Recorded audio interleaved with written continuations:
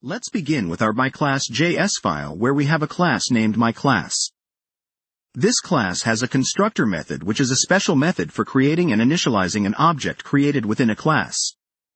Here, our constructor accepts a single argument called name, which we set as a property of the class. Next, we have a greet method which returns a greeting string including the name.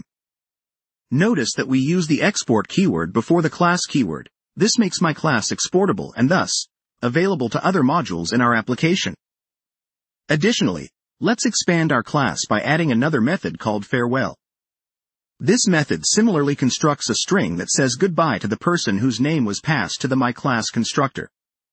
We now have two methods that interact with the instance property name. This shows how you can build out class functionality and easily export it as a module. Moving to main.js, we import the myClass class using the import statement.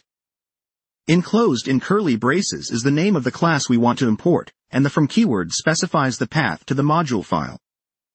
After importing myClass, we instantiate it by creating a new object myInstance with the name Joe.